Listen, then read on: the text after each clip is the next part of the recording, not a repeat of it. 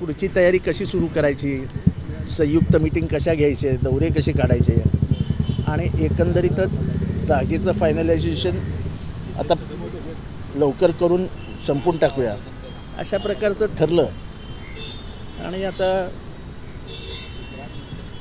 त्याच्यातनं आम्ही पुढे जाऊ अशी चर्चा साधारण चालली. वंचित बहुजन आघाडी नाही, कुठेही तिढा नाही आणि पवारसाहेब, उद्धव ठाकरे आणि काँग्रेसचे नेते एकत्र बसतील, मला नाही वाटत तिढा राहील. ते असं आहे की तिघांची मानसिकता काय आहे, तर जातीयवादी पक्ष पराभूत झाले, पहिल्यांदा एक भूमिका घेऊन आघाडी होते. त्यामुळे 1-2 जागा मागे पुढे कुणी किचकिच करणार नाही की मी आता नाही, मला कमी झाल्या वगैरे, असं काही होणार नाही. त्यामुळे या ज्या अफवा पसरवण्याची जी फॅक्टरी आहे,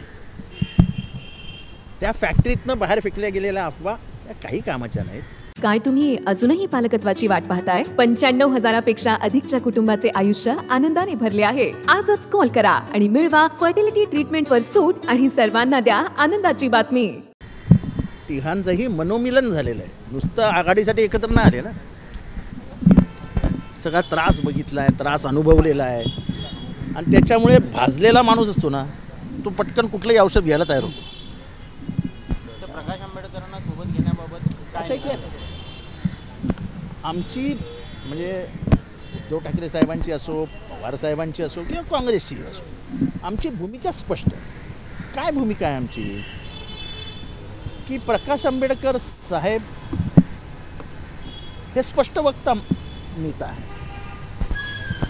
बाबासाहेब आंबेडकरांचा वारसा आहे त्यांच्याकडे आणि आम्हीही बाबासाहेबांची मुलं आहोत, पण आमच्याकडे कौटुंबिक वारसा नाही तर विचारांचा वारसा आहे आणि ज्याच्यात कधीही आम्ही कॉम्प्रोमाइज केलं नाही. या शरद पवारांना साहेबांना नाही म्हणायला गेले तरी 40 वर्ष ओळखतो.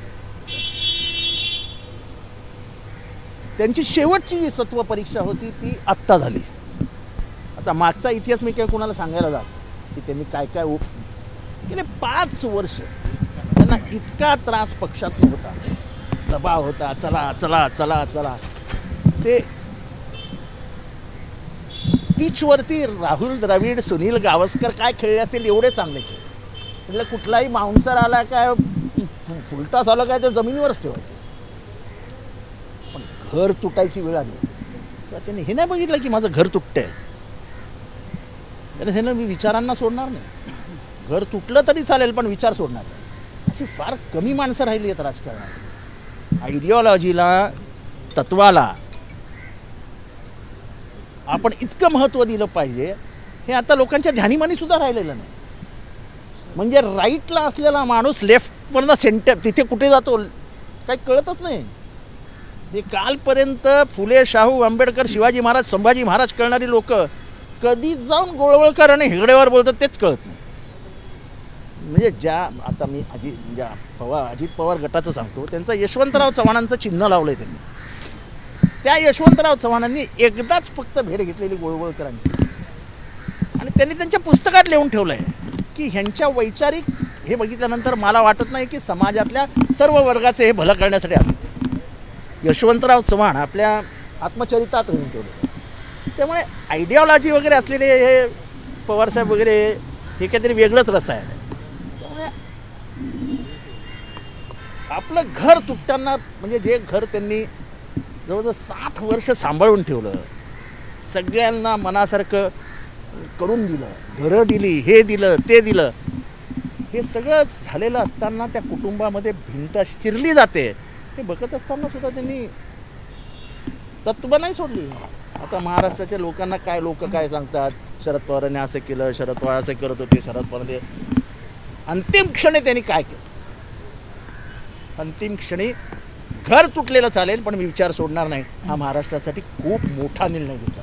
सर आता निर्णय आणलाय कुठे? कारण काँग्रेसने 2 जागा सोडण्याची तयारी ठेवली.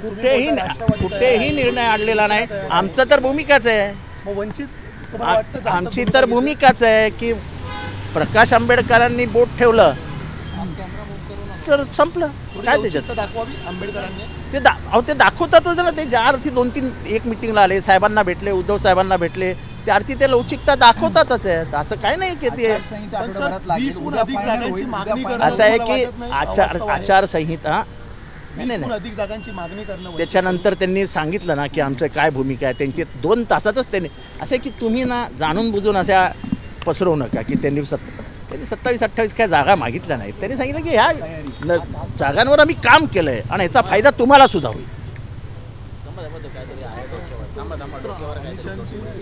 अमित शहाची सभा झाली आणि ज्या सभेमध्ये त्यांनी असं म्हटलं की ठाकरे आणि पवार धर्मेशासाठी लोक राजकारण करतात. असं आहे की अमित शहांना काय म्हणायचं असेल ते म्हणू द्या. महाराष्ट्राच्या जनतेला माहिती आहे ना कशाला काय होतं ते. असं आहे, पवार साहेबांच्या विषयी बोलायचं झालं, सत्ता हातात होती, स्वतःच्या पोरीला बसवलं का कुठे कधी?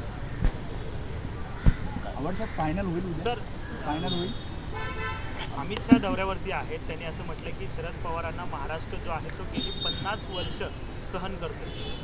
त्यांना महाराष्ट्राबद्दल किती माहिती आहे मला माहिती आहे. प्रकाश आंबेडकरांनी तुम्हाला काल एक पत्र लिहिलं ज्यामध्ये त्यांनी लेखी द्यावं की भाजप आणि संघासोबत असं आहे की मी तुम्हाला सांगितलं ना उदाहरण की ज्या माणसाने आपलं घर उभं पडताना बघितलंय त्यांनी काय लिहून द्यायचं. आपलं घर तुटलेलं बघतोय, आपल्या घरात अश्रू वाहत आहेत ते बघतायत, पण तरी कुठल्याही दबावाखाली न येता परत सगळ्यांची जमवाजमव केली. सगळेजण म्हणत होते हे शक्य नाही, आता हे शक्य नाही, आता हे शक्य नाही. पण आमच्यासारखी 4-10 माणसं होती जी म्हणत होती पवार साहेब जातीवादी पक्षांबरोबर जाणार नाही, आणि ते सत्य लिहून ठेवलं त्यांनी. म्हणजे काळ्या दगडावरची पांढरी रेष मारून ठेवली ते की शरद पवार कधीही जातीवाद्यांशी कॉम्प्रोमाइज करत नाहीत. आणि ह्याच्यापेक्षा दुसरं मोठं उदाहरण या देशाच्या इतिहासामध्ये सापडणारच नाही. निर्णय होईल मग आता सर जागा वाटपाचा सगळा निर्णय मी तुम्हालाच सांगितला, तो उद्यासाठी काय ठेवाल की नाही माझ्याकडे? सर अमित शहा असंही म्हटलं की महाविकास आघाडी जी राज्यातली आहे ती रिक्षासारखी आहे आणि तिचे नाही, यांचं एरोप्लेन आहे तिन्ही टायर पंक्चर झाले. आणि यांचं एरोप्लेन आहे, इंधन संपलेलं. हिंदी में जाना हे असं काय तुलना आहे का? त्यांची रिक्षा तर आमची पण रिक्षाच आहे, आमची रिक्षा आहे तर त्यांची पण रिक्षाच आहे. बरं त्यांना आपण एरोप्लेन देऊन टाकू. आमची रिक्षा टायर पंक्चर आमची रिक्षा आहे, रिक्षाचं टायर पंक्चर झालं तर पटकन रिपेअर करता येतं. पण एरोप्लेन लँडिंगला जर टायर पंक्चर झालं तर मागचे 300 जण मेले म्हणून समजायचे. तो हिंदी में जाना चाहिए, तो हिंदी में जानना चाहेंगे आज यहाँ पर जो है महत्वपूर्ण बैठक हुई है, उद्धव ठाकरे आए थे, क्या कुछ चर्चा हुई, क्या फाइनलाइजेशन हुआ है फॉर्मूला पर? ऐसा है कि 2 नेता जब मिलते रहते तो ये समझने जैसी बात है कि आने वाले चुनाव में रणनीति क्या होनी चाहिए, हमको कहाँ से उनको घेरना चाहिए, हमारी हलचालें कैसी होनी चाहिए, इसके ऊपर बात हुई. अब तो बार बार मिलते रहेंगे क्योंकि आखिर में हम एक युद्ध लड़ने चले हैं, तो उसकी रणनीति तय करने के लिए सेनापतियों को तो बैठना पड़ता लेकिन है. वंचित के प्रकाश अंबेडकर कुछ नाराज चल रहे हैं, उनका ये कहना ऐसा है कि आपको ज्यादा से ज्यादा सीटों ऐसा पर ऐसा कोई ऐसा है ऐसा आपको लगता है कि वो नाराज चल रहे हैं, मुझे तो बिल्कुल नहीं लगता है. क्योंकि बात ऐसी है कि हमारी विचारधारा और उनकी विचारधारा एक है. पिछले कई सालों से मैं लगातार बोलते आया हूँ. मैं क्यों बोलता हूँ? जो पवार साहब के दिल में है वो मैं बाहर आके बोलता हूँ. लगातार ये दिख रहा है कि कहीं ना कहीं संविधान को धोखा दिख रहा है, कहीं ना कहीं संसदीय लोकतंत्र को धक्का लगाने का काम हो रहा है. बढ़ती हुई महंगाई, बढ़ती हुई बेकारी, छूत अछूत का मामला, धर्मद्वेष का मामला, ये सब बढ़ते हुए दिख रहा है. अब इसके खिलाफ हम सब एक होने के निकले हैं, एक लड़ाई लड़ने के लिए निकले हैं. और यही सोच अम्बेडकर साहब की है. अम्बेडकर साहब तो हमारे से बड़े हैं ना भाई. संविधान के बारे अगर सही माने हुए बाबा साहब के अम्बेडकर क्या विचारधारा के हम, लेकिन वो खून के हैं, उनका अपना खून है. वो जिस घर में रहते थे वही घर में आखिरी संविधान लिखा गया है, आखिरी शब्द उस घर में लिखे गए राजगृह में. तो कितनी बड़ी जिम्मेदारी उनकी है. तो कैसा जाएंगे इधर से उधर? कल 12 बजे प्रकाश अंबेडकर मिलने आ रहे हैं, कुछ बैठक तय हुई है. मुझे बैठक है, मुझे मालूम नहीं, टाइम मालूम नहीं, मुझे कुछ मालूम नहीं. साहब बताएंगे अभी रात को. हम संदेशा आया तो आया, मुझे नहीं पता. सर लेकिन प्रकाश आंबेडकर इनको महाविकास आघाड़ी पर कुछ कम भरोसा है ऐसा दिखाई दे रहा है, क्योंकि पत्र के जरिए जो है वो आह्वान कर रहे हैं कि देखो ऐसा है, भूमिका साफ रखें. भूमिका रखी ना हमने साफ. मैंने बताया ना कि पवार साहब ने पक्ष संभालने के लिए पिछले 5 साल जो कुछ यातना सही है अपने लोगों से, उसका जिक्र भी वो कभी नहीं करते। ये सब लोग 7 बजे आके बैठ जाते थे, साहब चला, चलो साहब। उसमें के 2 लोग तो ऐसे थे जो विरोधी पक्ष में हमारे प्रमुख थे, एक पार्टी प्रमुख थे और एक विरोधी पक्ष में प्रमुख थे। वो तभी भी आके बैठते थे, चलो साहब। साहब अपना साहब की आदत है, चलो ठीक है, सोचेंगे, चर्चा करेंगे। वो शरद पवार, उनका विश्वास है कि निगोशिएशन, चर्चा, ये लोकतंत्र का सबसे बड़ा अस्त्र है। दरवाजे मत बंद कर दो। आखिरी समय पे क्या हुआ, शरद पवार जी की जब सत्व परीक्षा आई और जब उन्होंने निर्णय लिया हम जाने वाले हैं, तब उन्होंने ये नहीं कहा कि मैं आता हूँ, उन्होंने कहा आपको जाना है तो जाइए। अपना घर टूटते हुआ देखा हुआ आदमी, इस उम्र में अपना घर टूटते हुए देखकर भी वो बोले मैं नहीं जाऊंगा, इस जातिवादी पक्ष से मैं कभी भी समझौता नहीं करूंगा। घर टूटने दिया और फिर से घर हमारे जैसे कार्यकर्ताओं को लेके अब फिर से बड़ा घर कर। सर लेकिन यही बात जो है, यही आपने बोला कि घर जिन्होंने तोड़ा है, अब उन्हीं के साथ जो है वो शिवसेना उद्धव ठाकरे जाने की बात केसरकर कर रहे हैं। उनका ये कहना है कि दिल्ली में बैठक हुई है, रश्मि ठाकरे जो है वो मोदी से मिले इस पूरे मामले को लेकर, ऐसा है, और पैचअप की तैयारियां हो रही है। ऐसा है, अगर मैं बोलूं कि अजीत पवार और संजय राउत की मीटिंग हुई तो इसमें कोई दम है क्या? बोलने के लिए तो केसरकर कुछ भी बोलेगा। केसरकर कितना है मुझे मालूम है ना, उसकी क्या है हाइट। पर तथ्य वाटता हम लोग किसी के बारे में पर्सनल नहीं बात करते, लेकिन इतनी बड़ी बड़ी बातों मत करो। महाराष्ट्र सुन भी नहीं सकता, तुम्हारा सिंधुदुर्ग में नहीं सुनेगा कोई। तथ्य वाटतं नाही, हे तथ्य म्हणजे हा बालिशपणा आहे। म्हणजे मी म्हणणं की अजित पवार आणि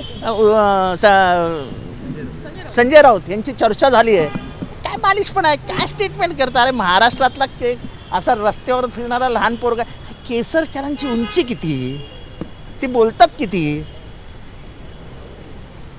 अरे कालपर्यंत शरद पवारांकडे साहेब साहेब साहेब साहेब, नंतर पटकन त्या शिवसेनेत उद्धव ठाकरेंचे राईट हँड, पटकन तिकडे आता ते एकनाथ शिंदे साहेबांचे राईट हँड। असं आहे की माणूस जेव्हा अशी चमचेगिरी करायला सुटतो ना, तेव्हा तर काही बोलू शकतो। पण या आधीच्या भेटीमध्ये दिल्लीमध्ये उद्धव ठाकरेंबरोबर ते स्वतः होते, त्यामुळे त्या दाव्याला कितपत अर्थ नाही असं तुम्ही बोलताय? कधीच्या भेटीमध्ये म्हणता तुम्ही? या आधीच्या वेळी, या आधी म्हणजे जर ती भेट महाविकास आघाडी 2019ला असेल तर त्याच्याशी आम्हाला काय करायचं आहे? आजचे उद्धव ठाकरे आणि तेव्हाचे उद्धव ठाकरे त्याच्यामध्ये खूप फरक आहे ना। कालचे केसरकर जे आम्ही ओळखतो आणि आजचे केसरकर याच्यामध्ये खूप अंतर आहे ना। तेव्हा केसरकरांना महाराष्ट्र म्हणजे मला ह्या विषयावरच बोलायचं नाही, बालिशपणा आहे। उद्धव ठाकरे असं कधीच करू शकत नाही। उगाच उद्धव ठाकरेंची प्रतिमा मलिन केल्याची सुपारी घेऊ नका।